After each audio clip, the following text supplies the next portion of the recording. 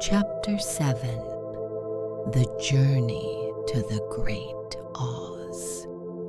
They were obliged to camp out that night under a large tree in the forest, for there were no houses near. The tree made a good, thick covering to protect them from the dew, and the Tin Woodman chopped a great pile of wood with his axe, and Dorothy built a splendid fire that warmed her and made her feel less lonely. She and Toto ate the last of their bread, and now she did not know what they would do for breakfast.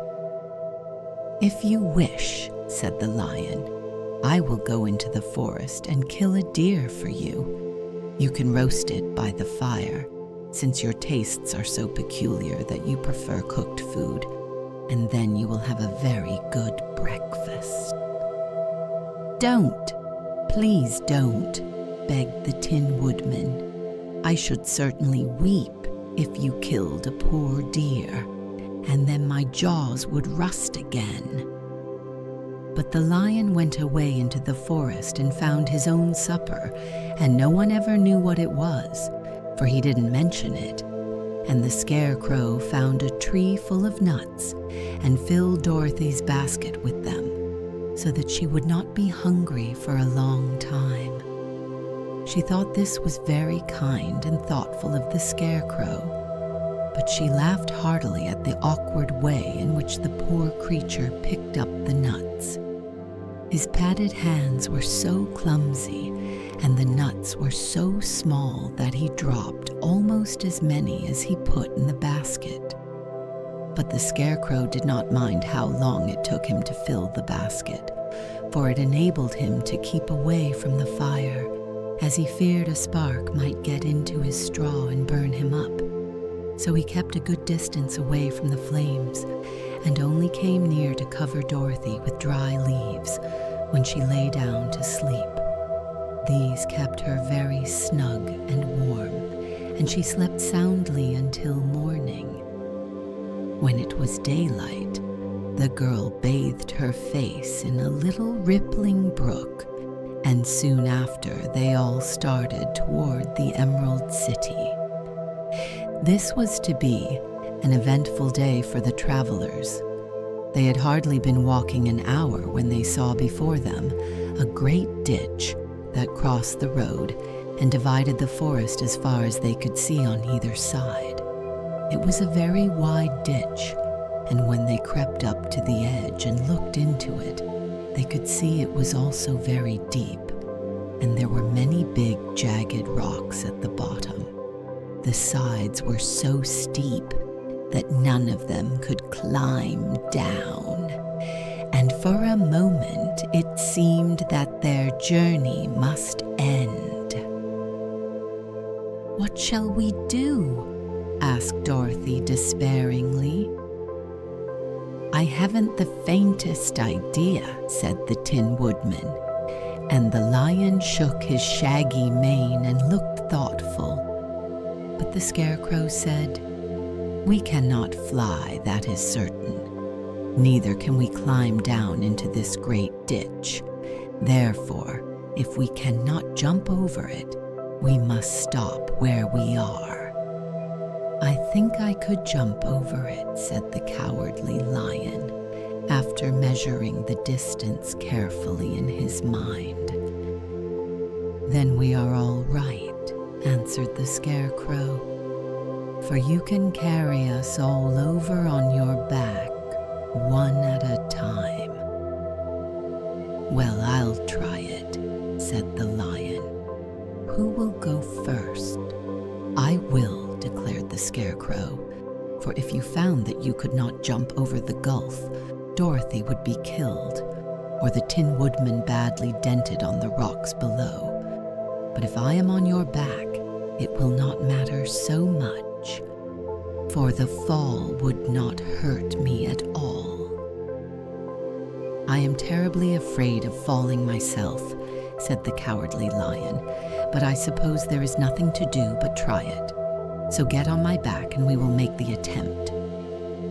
The Scarecrow sat upon the lion's back, and the big beast walked to the edge of the gulf and crouched down. "Why don't you run and jump?" asked the Scarecrow. "Because that isn't the way we lions do these things," he replied.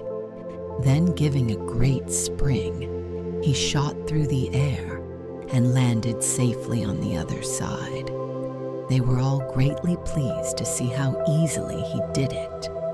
And after the Scarecrow had got down from his back, the lion sprang across the ditch again. Dorothy thought she would go next, so she took Toto in her arms and climbed on the lion's back, holding tightly to his mane with one hand. The next moment it seemed as if she were flying through the air, and then, before she had time to think about it, she was safe on the other side. The lion went back a third time and got the Tin Woodman, and then they all sat down for a few moments to give the beast a chance to rest, for his great leaps had made his breath short, and he panted like a big dog that has been running too long. They found the forest very thick on this side, and it looked dark and gloomy. After the lion had rested, they started along the road of yellow brick, silently wondering, each in his own mind, if ever they would come to the end of the woods and reach the bright sunshine again.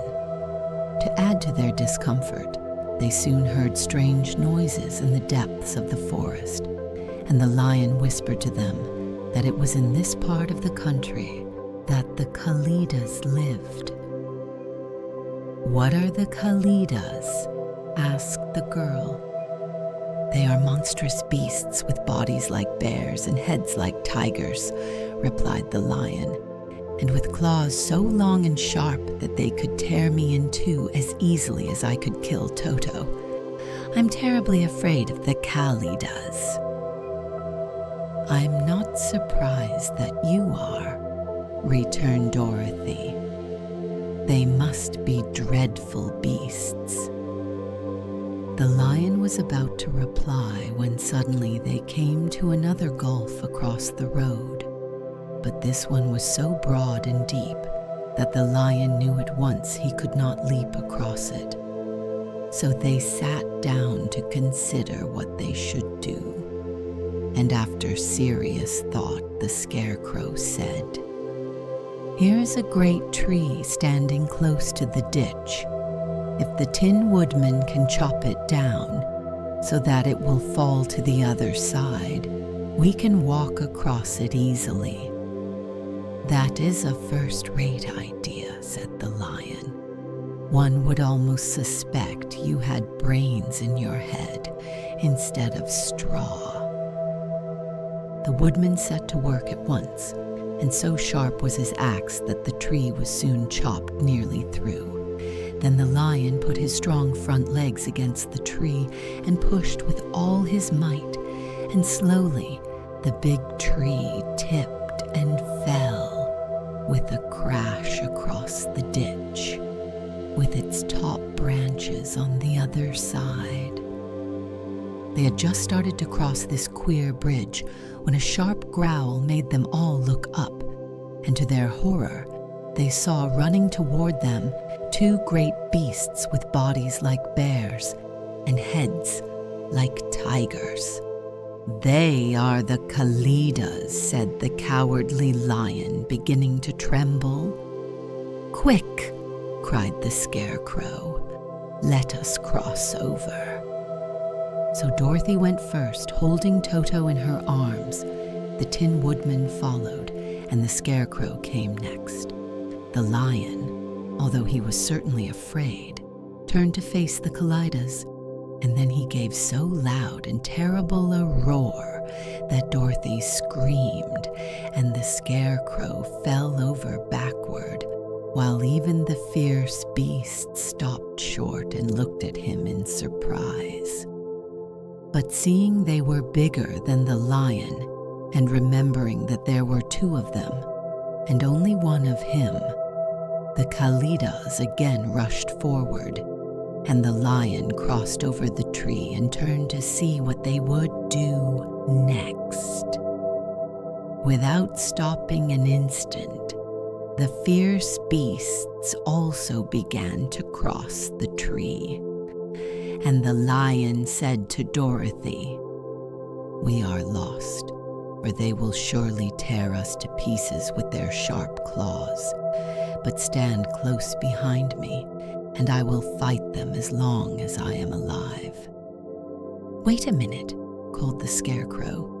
He had been thinking what was best to be done, and now he asked the woodman to chop away the end of the tree that rested on their side of the ditch. The Tin Woodman began to use his axe at once, and just as the two Kalidas were nearly across, the tree fell with a crash into the gulf, carrying the ugly, snarling brutes with it, and both were dashed to pieces on the sharp rocks at the bottom. "Well," said the Cowardly Lion, drawing a long breath of relief, "I see we are going to live a little while longer, and I am glad of it, for it must be a very uncomfortable thing not to be alive. Those creatures frightened me so badly that my heart is beating yet." "Ah," said the Tin Woodman sadly, "I wish I had a heart to beat." This adventure made the travelers more anxious than ever to get out of the forest, and they walked so fast that Dorothy became tired and had to ride on the lion's back. To their great joy, the trees became thinner the farther they advanced, and in the afternoon they suddenly came upon a broad river flowing swiftly just before them. On the other side of the water, they could see the road of yellow brick running through a beautiful country, with green meadows dotted with bright flowers, and all the road bordered with trees, hanging full of delicious fruits. They were greatly pleased to see this delightful country before them. "How shall we cross the river?" asked Dorothy.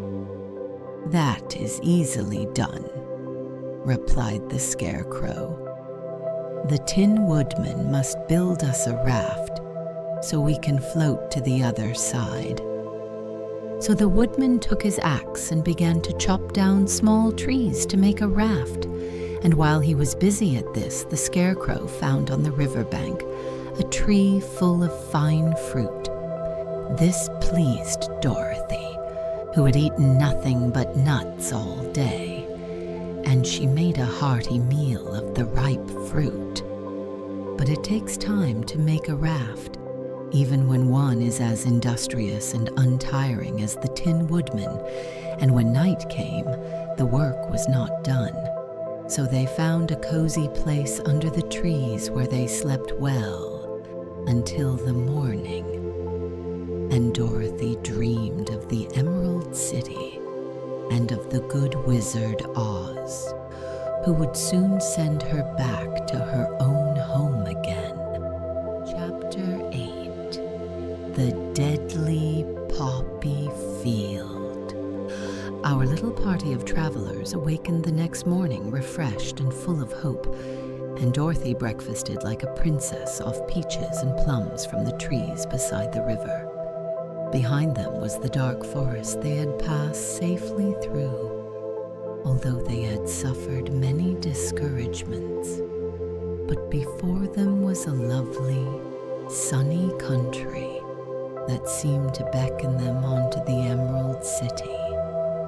To be sure, the broad river now cut them off from this beautiful land, but the raft was nearly done, and after the Tin Woodman had cut a few more logs and fastened them together with wooden pins, they were ready to start. Dorothy sat down in the middle of the raft and held Toto in her arms. When the Cowardly Lion stepped upon the raft, it tipped badly, for he was big and heavy.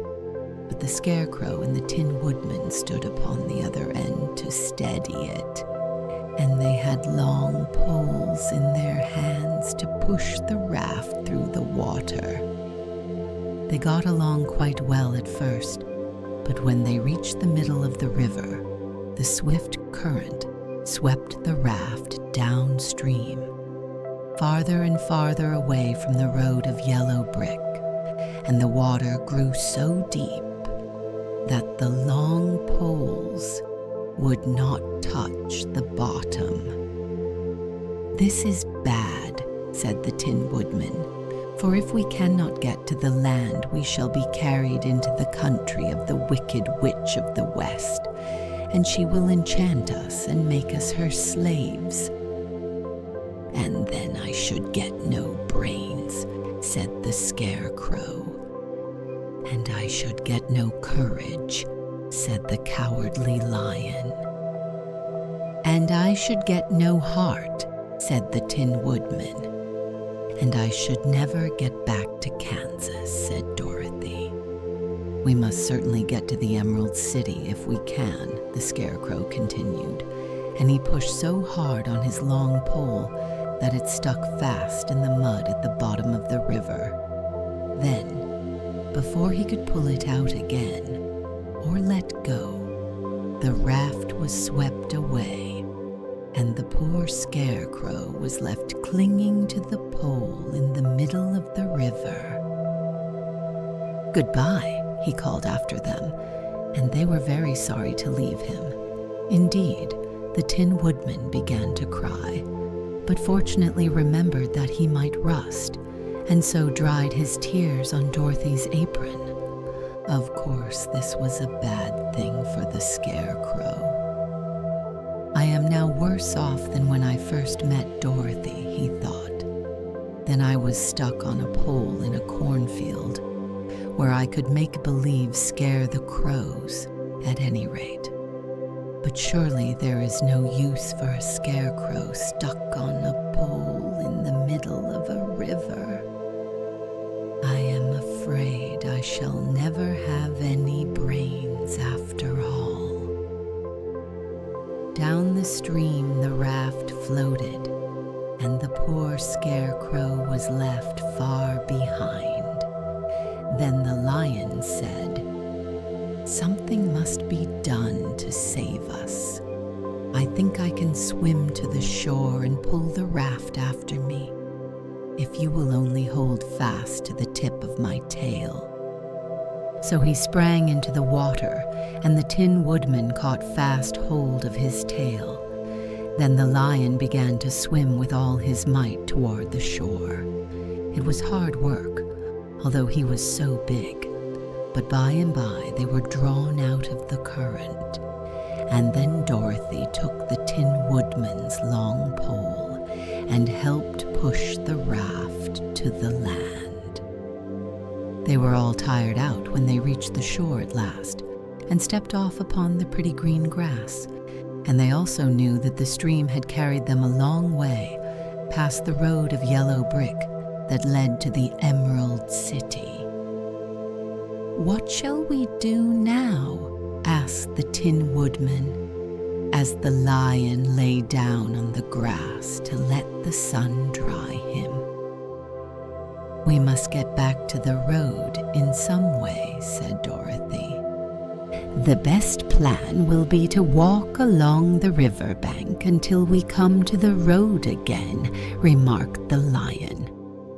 So, when they were rested, Dorothy picked up her basket, and they started along the grassy bank to the road from which the river had carried them.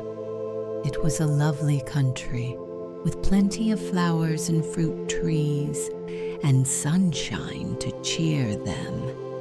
And had they not felt so sorry for the poor Scarecrow, they could have been very happy. They walked along as fast as they could, Dorothy only stopping once to pick a beautiful flower, and after a time the Tin Woodman cried out, "Look!" Then they all looked at the river and saw the Scarecrow perched upon his pole in the middle of the water, looking very lonely and sad. "What can we do to save him?" asked Dorothy. The lion and the woodman both shook their heads, for they did not know. So they sat down upon the bank and gazed wistfully at the scarecrow, until a stork flew by, who, upon seeing them, stopped to rest at the water's edge. "Who are you and where are you going?" asked the stork. "I am Dorothy," answered the girl, "and these are my friends, the Tin Woodman and the Cowardly Lion, and we are going to the Emerald City." "This isn't the road," said the stork, as she twisted her long neck and looked sharply at the queer party. "I know it," returned Dorothy, "but we have lost the scarecrow and are wondering how we shall get him again." "Where is he?" asked the stork. "Over there in the river," answered the little girl. "If he wasn't so big and heavy, I would get him for you," remarked the stork. "He isn't heavy a bit," said Dorothy eagerly, "for he is stuffed with straw, and if you will bring him back to us, we shall thank you ever and ever so much." "Well, I'll try," said the stork, "but if I find he is too heavy to carry, I shall have to drop him in the river again."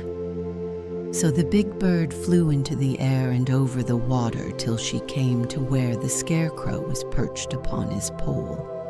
Then the stork, with her great claws, grabbed the scarecrow by the arm and carried him up into the air and back to the bank, where Dorothy and the lion and the Tin Woodman and Toto were sitting. When the scarecrow found himself among his friends again, he was so happy that he hugged them all, even the lion and Toto, and as they walked along he sang "Tol-de-ri-de-o." At every step, he felt so gay. "I was afraid I should have to stay in the river forever," he said, "but the kind stork saved me, and if I ever get any brains, I shall find the stork again and do her some kindness in return." "That's all right," said the stork, who was flying along beside them. "I always like to help anyone in trouble. But I must go now, for my babies are waiting in the nest for me. I hope you will find the Emerald City and that Oz will help you." "Thank you," replied Dorothy, and then the kind stork flew into the air and was soon out of sight. They walked along listening to the singing of the brightly colored birds and looking at the lovely flowers which now became so thick that the ground was carpeted with them. There were big yellow and white and blue and purple blossoms, besides great clusters of scarlet poppies, which were so brilliant in color they almost dazzled Dorothy's eyes. "Aren't they beautiful?" the girl asked as she breathed in the spicy scent of the bright flowers. "I suppose so," answered the scarecrow. "When I have brains, I shall probably like them better." "If I only had a heart, I should love them," added the Tin Woodman. "I always did like flowers," said the lion. "They seem so helpless and frail, but there are none in the forest so bright as these." They now came upon more and more of the big scarlet poppies, and fewer of the other flowers, and soon they found themselves in the midst of a great meadow of poppies. Now, it is well known that when there are many of these flowers together, their odor is so powerful that anyone who breathes it falls asleep, and if the sleeper is not carried away from the scent of the flowers, he sleeps on and on forever. But Dorothy did not know this, nor could she get away from the bright red flowers that were everywhere about. So presently her eyes grew heavy, and she felt she must sit down to rest and to sleep. But the Tin Woodman would not let her do this. "We must hurry and get back to the road of yellow brick before dark, Sabastat," he said, and the scarecrow agreed with him. So they kept walking until Dorothy could stand no longer. her eyes closed in spite of herself, and she forgot where she was and fell among the poppies, fast asleep. "What shall we do?" asked the Tin Woodman. "If we leave her here, she will die," said the Lion. "The smell of the flowers is killing us all. I myself can scarcely keep my eyes open, and the dog is asleep already." It was true. Toto had fallen down beside his little mistress, but the Scarecrow and the Tin Woodman, not being made of flesh, were not troubled by the scent of the flowers. "Run fast," said the Scarecrow to the Lion, "and get out of this deadly flower bed as soon as you can. We will bring the little girl with us, but if you should fall asleep, you are too big to be carried." So the Lion aroused himself and bounded forward as fast as he could go. In a moment, he was out of sight. "Let us make a chair with our hands and carry her," said the Scarecrow. So they picked up Toto and put the dog in Dorothy's lap, and then they made a chair with their hands for the seat and their arms for the arms, and carried the sleeping girl between them through the flowers. On and on they walked, and it seemed that the great carpet of deadly flowers that surrounded them would never end. They followed the bend of the river, and at last came upon their friend the Lion, lying fast asleep among the poppies. The flowers had been too strong for the huge beast, and he had given up at last, and fallen only a short distance from the end of the poppy bed, where the sweet grass spread in beautiful green fields before them. "We can do nothing for him," said the Tin Woodman sadly, "for he is much too heavy to lift. We must leave him here to sleep on forever, and perhaps he will dream that he has found courage at last." "I'm sorry," said the Scarecrow. The Lion was a very good comrade for one so cowardly. "But let us go on." They carried the sleeping girl to a pretty spot beside the river, far enough from the poppy field to prevent her breathing any more of the poison of the flowers, and here they laid her gently on the soft grass and waited for the fresh breeze to waken her.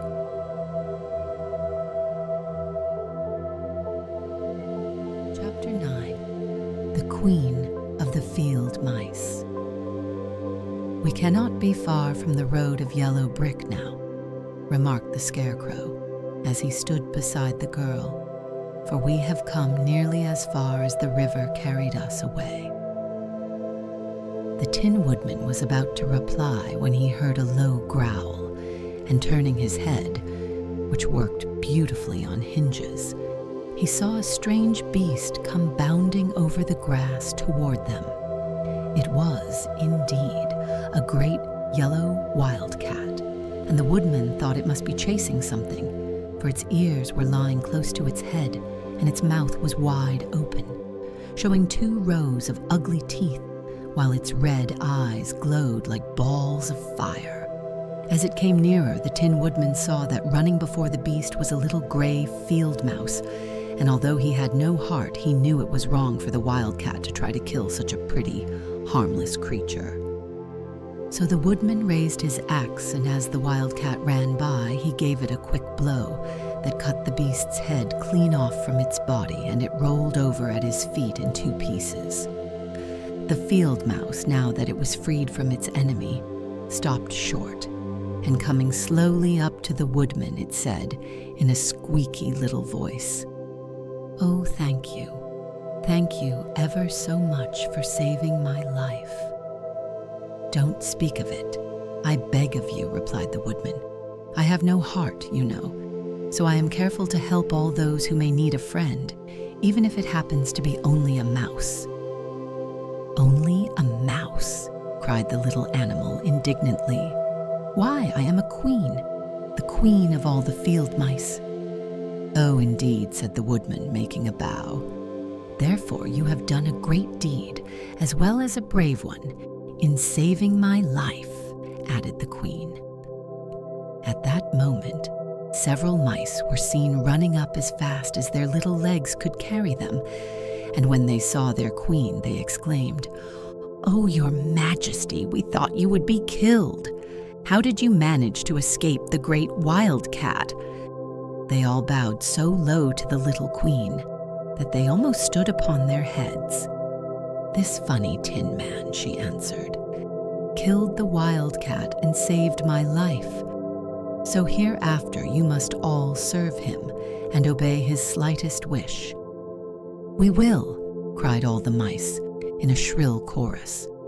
And then they scampered in all directions, for Toto had awakened from his sleep, and seeing all these mice around him, he gave one bark of delight and jumped right into the middle of the group. Toto had always loved to chase mice when he lived in Kansas, and he saw no harm in it. But the Tin Woodman caught the dog in his arms and held him tight, while he called to the mice, "Come back, come back. Toto shall not hurt you."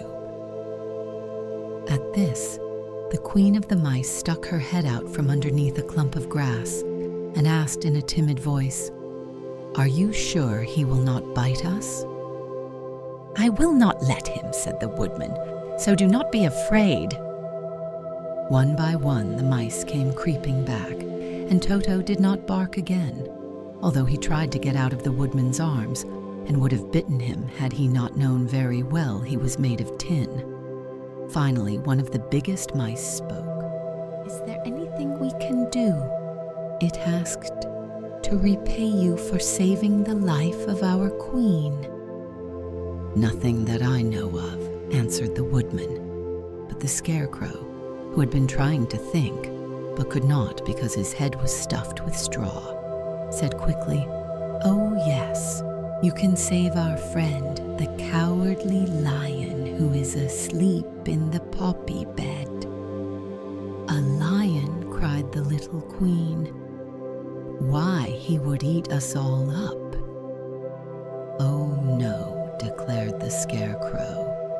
"This lion is a coward." "Really?" asked the mouse. "He says so himself," answered the Scarecrow, "and he would never hurt anyone who is our friend.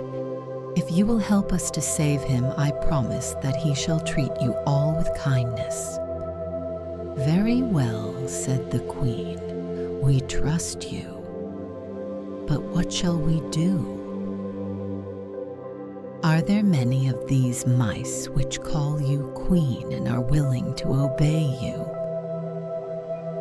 "Oh yes, there are thousands," she replied. "Then send for them all to come here as soon as possible, and let each one bring a long piece of string." The Queen turned to the mice that attended her and told them to go at once and get all her people. As soon as they heard her orders, they ran away in every direction as fast as possible. "Now," said the Scarecrow to the Tin Woodman, "you must go to those trees by the riverside and make a truck that will carry the lion." So the Woodman went at once to the trees and began to work, and he soon made a truck out of the limbs of trees, from which he chopped away all the leaves and branches. He fastened it together with wooden pegs and made the 4 wheels out of short pieces of a big tree trunk. So fast and so well did he work that by the time the mice began to arrive, the truck was all ready for them. They came from all directions, and there were thousands of them. Big mice and little mice and middle-sized mice, and each one brought a piece of string in his mouth.